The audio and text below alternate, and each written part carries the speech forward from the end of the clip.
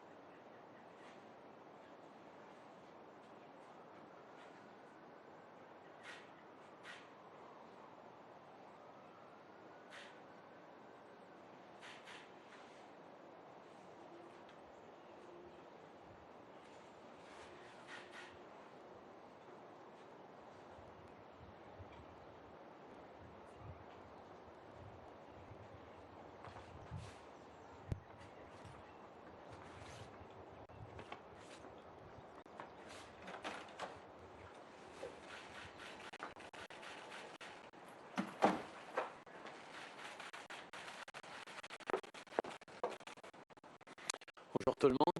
Hello everyone. Just this morning, I had a call with the other G7 leaders to discuss the pandemic.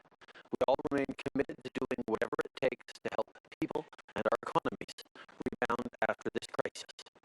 We're working together to support international efforts to develop a vaccine, expand treatment, expand testing, and ensure that critical medical supplies get to the front lines. As I've said before, this is a global crisis, and it demands a global response. While we're doing everything to keep people safe in our respective countries, we also have to help more vulnerable nations fight this virus by providing more support for their healthcare systems, debt relief, and other forms of assistance. We will keep working together as partners to ensure the safety and health of people around the world. Au cours des dernières semaines, notre gouvernement a présenté une série de mesures pour aider les gens à traverser les moments difficiles à cause de cette pandémie. Avec la subvention salariale d'urgence, on permet à plus de gens de continuer à recevoir un salaire, même si la compagnie pour laquelle ils travaillent a dû ralentir ou arrêter ses activités. Avec la prestation canadienne d'urgence, on donne 2 000 $ par mois à ceux qui n'arrivent pas à gagner leur vie à cause du virus. Et hier, on a annoncé qu'on allait assouplir les critères d'admissibilité pour permettre à plus de personnes d'obtenir l'aide dont elles ont besoin. Si vous êtes un travailleur saisonnier, si vous gagnez moins de 1 000 $ par mois ou si vous avez récemment épuisé vos prestations d'assurance-emploi, la prestation d'urgence sera là pour vous. En même temps, on travaille avec les provinces et les territoires pour bonifier les salaires des travailleurs essentiels qui font moins de 2 500 $ par mois. Les infirmières auxiliaires, les aidants pour personnes âgées, tous ceux qui travaillent fort pour maintenir un semblant de normalité font un travail extraordinaire, même si les conditions sont de plus en plus difficiles. Ils méritent non seulement notre reconnaissance, mais notre appui. Ce soir, je veux m'entretenir là-dessus avec mes collègues des provinces et des territoires lors de notre rencontre hebdomadaire. Nous allons également parler de la façon dont nous pouvons mieux protéger nos aînés qui sont dans des résidences pour personnes âgées ou des centres de soins de longue durée. Hier soir, le ministre de la Sécurité publique, Bill Blair, a reçu une demande d'aide officielle du gouvernement du Québec pour prêter main forte aux travailleurs de la santé. Nous travaillons de près avec Québec pour finaliser un plan d'assistance et nous aurons plus de nouvelles à vous partager bientôt. Mais je peux vous dire que nous allons leur donner toute l'aide possible en regardant la Croix-Rouge canadienne, les Forces armées canadiennes et les bénévoles spécialisés qui se sont inscrits auprès de Santé Canada. Nous serons toujours là pour les Canadiens en difficulté. Un autre enjeu qui revient souvent lors de la rencontre avec les premiers ministres, c'est l'approvisionnement d'équipements médicaux. Je peux confirmer ce matin que le gouvernement a finalisé des contrats avec plusieurs entreprises canadiennes, dont Geometric Energy Corporation de Calgary, qui va fournir des millions de gants à nos travailleurs de santé. Plus tard aujourd'hui, la ministre Anand fera une mise à jour concernant les derniers développements en matière d'approvisionnement. Over the past few weeks, we've rolled out a series of measures to get people the help they need as quickly as possible. As things evolve, we're hearing from Canadians who need more help, from businesses who need more support. No one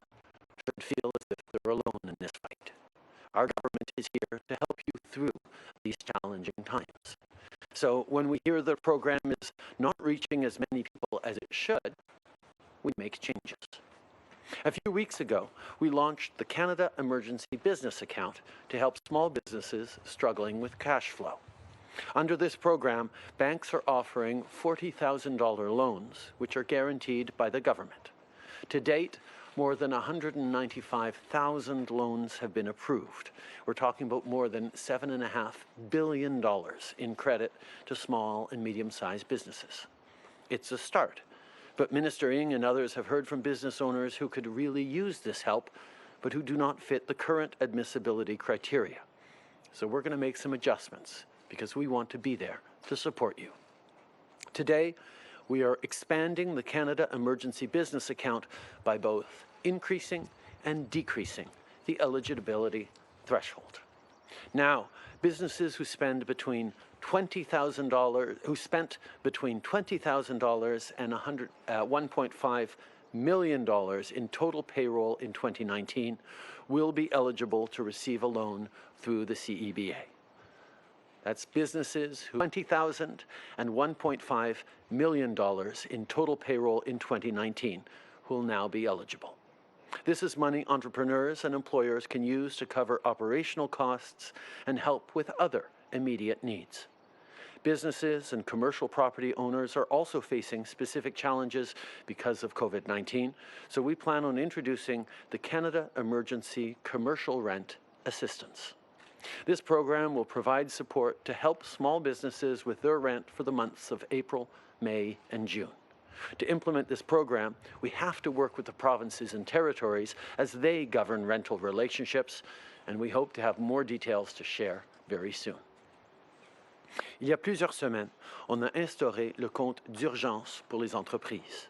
C'est un programme qui permet aux banques d'offrir des prêts garantis de 40 000 $ aux entreprises admissibles pour les aider avec leurs problèmes de liquidité. Jusqu'à maintenant, plus de 195 000 prêts ont été approuvés. On parle de plus de 7,5 milliards de dollars en crédit pour les petites et moyennes entreprises. C'est un début, mais la ministre Ng et d'autres ont parlé à plusieurs employeurs qui ont besoin de cette aide financière, mais qui ne sont pas admissibles au programme en ce moment. Donc aujourd'hui, on élargit la portée du compte d'urgence pour les entreprises en augmentant et en abaissant les seuils d'admissibilité.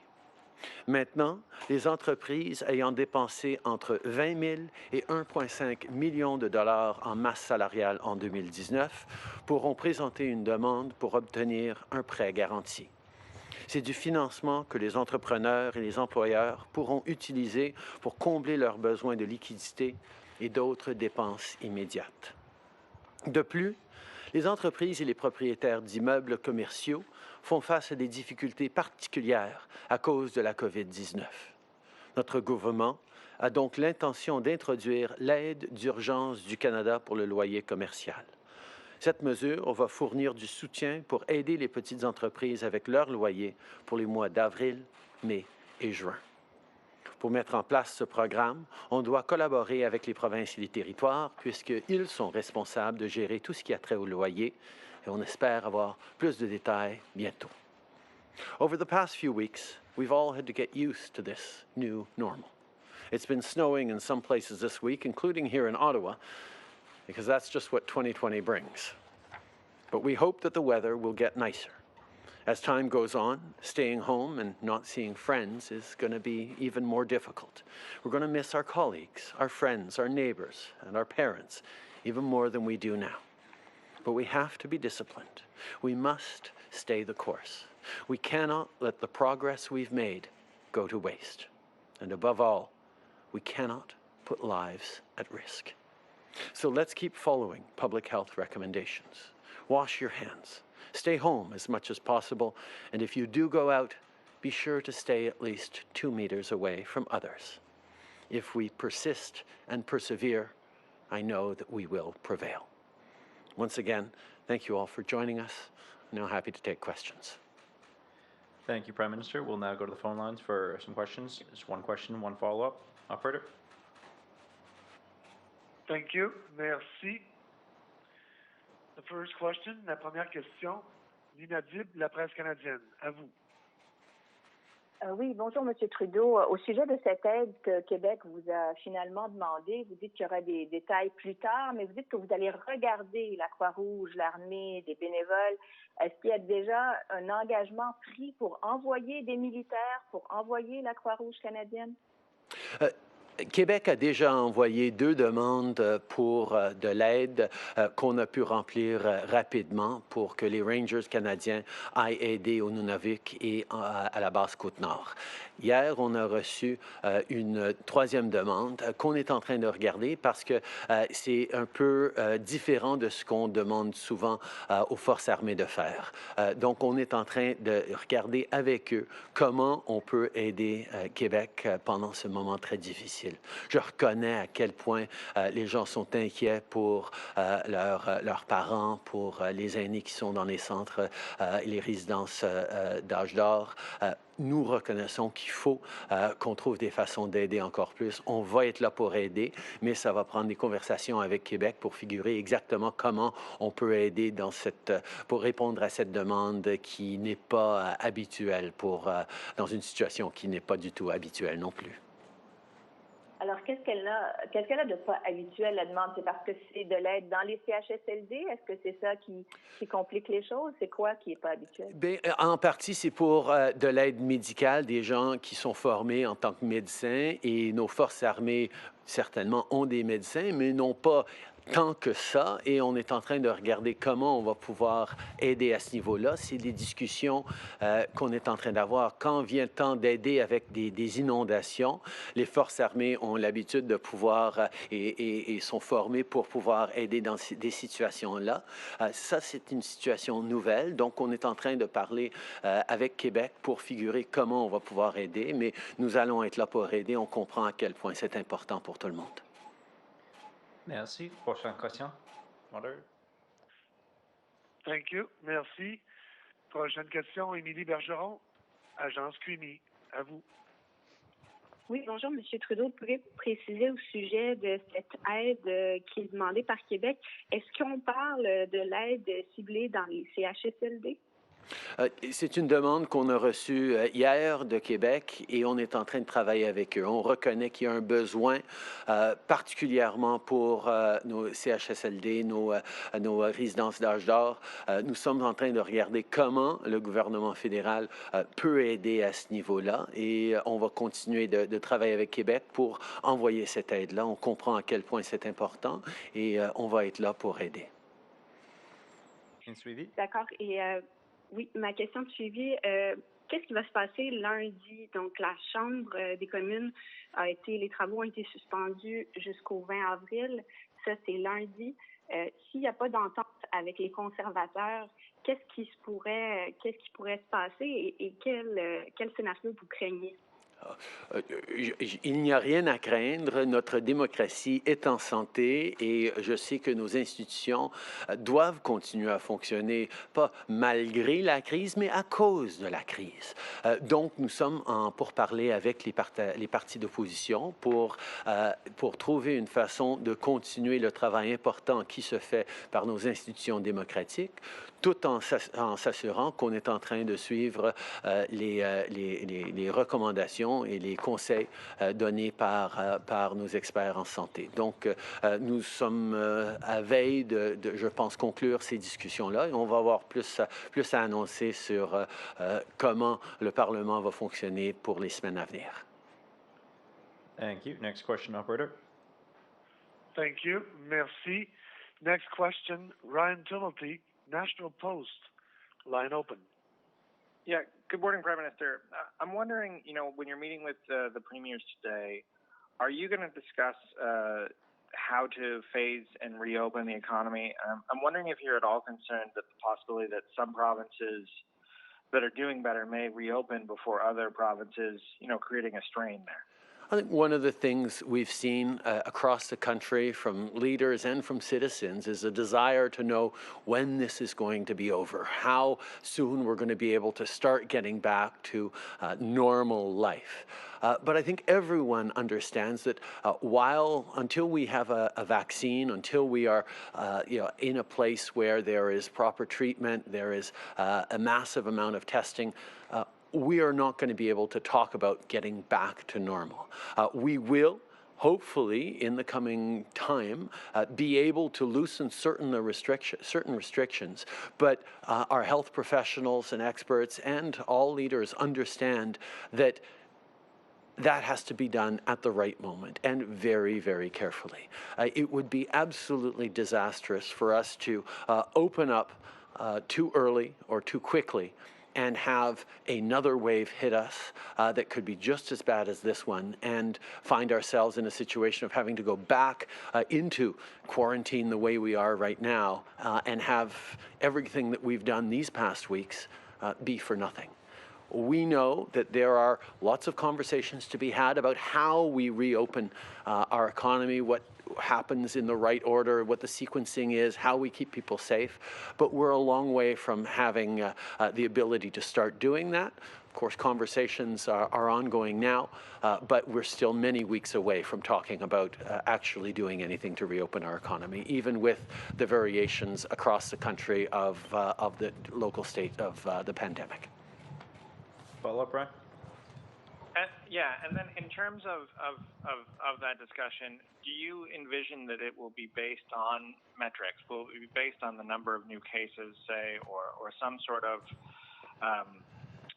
metrics-based approach to making that decision, I guess? I think looking at where we are on the curve, the number of new cases, the decline in cases will be an important piece of it. But I think what's even more important is the measures that we will have in place to be vigilant, to respond if and when there are resurgences of the virus in local pockets, in particular areas. We're going to need to be extremely vigilant, extremely prepared to respond quickly with massive testing, with contact tracing, with measures that people will be able to kick in very quickly if that comes. I don't think we can talk about reopening things until we are confident that we have exactly the plan on responding to future resurgences in place, and that's a lot of what the conversations are going on right now. Thank you. Next question, operator. Thank you. Merci. Next question, David Ungren, Reuters. Line open. Yeah, good morning, Prime Minister. On your G7 call, what, if anything, did other leaders say to President Trump about his decision to suspend funding for the World Health Organization? I think we all recognize on the call how important it is to continue to coordinate and collaborate the science around the pandemic, to work on public health measures around the world, to share information around vaccine development, around treatments that can work. There is a need for international coordination, and the WHO is an important part of that collaboration and coordination. We recognize that there have been questions asked, but at the same time, it is really important that we stay coordinated as we move through this. That's certainly what Canada is going to do. And secondly, President Trump yesterday suggested that the border with Canada, the restrictions could be loosened. Are there any such plans from your point of view? I think there was a recognition by the president, as I've highlighted many times, that the closeness, the collaboration, the friendship between Canada and the United States is quite unlike any other. And therefore, the work that we continue to do to keep our citizens safe while coordinating very carefully is unlike our approaches with other countries around the world. There's a recognition that as we move forward, there will be special thought given to this relationship. But at the same time, we know that there is a significant amount of time still before we can talk about loosening such restrictions. Okay. Nous reconnaissons que le Canada et les États-Unis ont une amitié qui n'est pas comme d'autres autour du monde. Nous reconnaissons que nous pouvons travailler ensemble à des niveaux plus intégré que d'autres pays. C'est ce que le président a souligné, c'est ce que j'ai souligné souvent. Nous allons continuer de collaborer, de coordonner, mais la réalité, c'est que c'est encore bien des semaines avant qu'on puisse parler de relâcher des restrictions par rapport à nos frontières ou bien par rapport à la distanciation sociale. Hi, Prime Minister. Molly Thomas, CTV National News. You said there would be a significant amount of time, I guess, to having this border discussion. What is the danger to Canada to opening that border? We are having ongoing discussions on border issues, on supply chains with the United States all the time. We have an integrated economic relationship and a close people-to-people friendship within our countries that allowed us to move forward on closing the borders in a way that assured essential services and supplies continue to travel. We will continue to look at ways we can move forward to help each other deal with this pandemic. We recognize that it will be time still before we can loosen those border restrictions. What is the danger, though, Prime Minister? We recognize that there is a need to protect our citizens, as every country is doing. Most countries around the world move forward on restricting travel, and Canada and the United States are no exception. Sorry, in French? Okay. Il y a bien des pays autour du monde qui ont limité les déplacements et contrôlent leurs frontières à tout sauf des travailleurs et des biens essentiels. C'est ce que nous allons continuer de faire. Prime Minister, are you concerned about retaliation at all from the Americans if we don't open on the timeline that they might want? The coordination and collaboration between Canada and the United States on this issue and on all issues has been entirely exemplary. The reflection that the President shared was one of how close we are and how the status of the Canada-U.S. relationship is different than the status of relationships that we have with other countries around the world. There was a recognition that we will do things perhaps differently than other countries, but there is still a recognition that we need to continue holding that the measures that we have in place for a good while to come still. Prime Minister Janet Silver, Global News.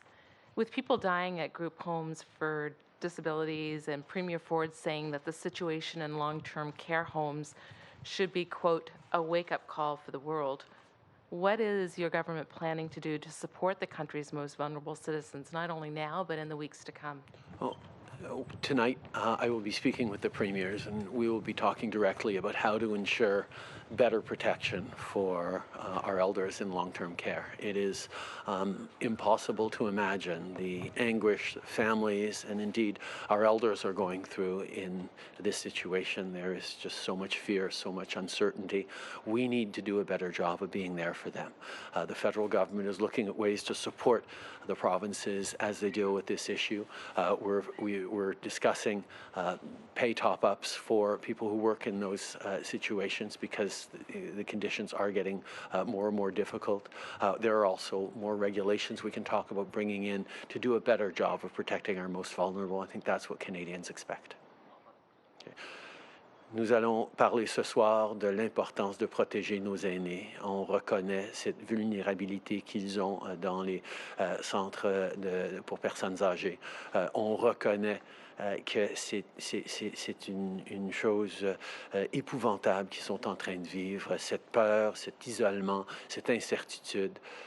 Nous allons et nous devons être là les uns pour les autres et nos conversations ce soir avec les provinces vont directement adresser comment le fédéral peut appuyer les provinces dans leurs défis à ce niveau-là, comment on peut appuyer les travailleurs dans ces centres-là et comment on peut mieux appuyer nos aînés directement. And Prime Minister, you spoke a little earlier with regards to Quebec's request for military assistance. I'm just wondering, have you received a request from other premiers specifically relating to the military for help for long-term care facilities? And what sort of role do you see the military playing when it comes to long-term care facilities? We have received 3 requests in total from Quebec, 2 for Canadian Rangers to help out in northern remote areas, both in Nunavik and in Bas-Saint-Laurent. This most recent request around help in long-term care facilities is somewhat different than the kinds of requests that the federal government usually gets around support for provinces, which is much more often around things like floods and forest fires. But we are, of course, working to help. We're working with Quebec to figure out how we can best help in this situation, because this is a situation that is unprecedented at many, many levels. And what we have continued to say is we will figure out how to help. We will be there for each other. Good morning, Prime Minister. Salima Shivji, CBC News. It's April 16th today, and that was the day that your federal modeling said that there would be between 500 and 700 deaths in Canada and more than 31,000 infected confirmed cases. We're at nearly double the number of deaths. So I'd like to know what went wrong with the modeling and what does this mean for Canadians? I think people need to understand that modeling is a framework that allows us to plan for different scenarios in the future. It is not a declaration of what is going to happen, but it is a discussion of what might happen in the coming days, in the coming weeks, and allows us to plan and prepare for it. I think one of the things we've seen over the past number of weeks is a far more severe impact on seniors' residences and long-term care centres than we had certainly hoped for, or more than we feared. And therefore, we need to take more measures to protect our seniors. That's what I'll be talking with the premiers about tonight. Okay. Les modèles ne prédisent pas n'annoncent pas ce qui va se passer, mais nous préparent pour différents scénarios qui pourraient se passer. Je pense qu'une chose qu'on a vue au cours des dernières semaines, c'est que nos centres d'aînés ont été frappés pire qu'on espérait, qu'on s'attendait, et c'est pour ça qu'on va adresser cet enjeu-là ce soir avec les premiers ministres des provinces. Is the Canadian government prepared for some frontline workers, medical workers, to die in the fight against COVID-19? And what would the government possibly be looking at to support family members and dependents left behind? There have been far too many deaths already in Canada, and that's why we need to continue to do everything we can to slow the spread of this disease and to protect our frontline workers with PPE that we're ordering in, with support for them, for their families, as we get through this difficult time. And the most important thing is for Canadians to continue to stay home, to slow the spread of this virus, to ensure that those who go to work every day to keep the rest of us safe and to fight this virus are able to do so in safety for themselves and for their loved ones. We will continue to do everything we can to protect these heroes. Bonjour, M. Trudeau, Philippe Vincent Foisy de Radio-Canada. Je comprends que vous êtes en négociation avec Québec, on l'a compris, mais concrètement, combien de personnel médical vous êtes capable d'envoyer? Il y a combien de médecins qui pourraient être envoyés? Combien d'infirmières? Juste nous donner une idée concrète de ce qui pourrait être offert à Québec concrètement. Comme j'ai dit, c'est une demande d'un type qu'on n'a pas reçu avant, donc on est en train de développer des scénarios, des façons d'aider. On va être là pour aider, on veut aider, mais exactement de quoi ça va avoir l'air, on est en train de discuter maintenant. Donc, vous n'avez pas d'idée si ça va être un médecin, 50 médecins, 100 médecins? On est en discussion avec Québec. On peut le faire aussi? On est en discussion présentement sur comment on va aider. On reconnaît que c'est une situation sérieuse pour que Québec demande l'aide du fédéral comme ça. Nous allons être là, mais justement, il va falloir qu'on développe la solution ensemble. Et quand? Dans les heures et les jours à venir, on est en train de suivre ces discussions. Si une demande, c'est parce que c'est urgent. Et donc, nous allons faire le plus rapidement possible pour envoyer l'aide nécessaire. Merci tout le monde.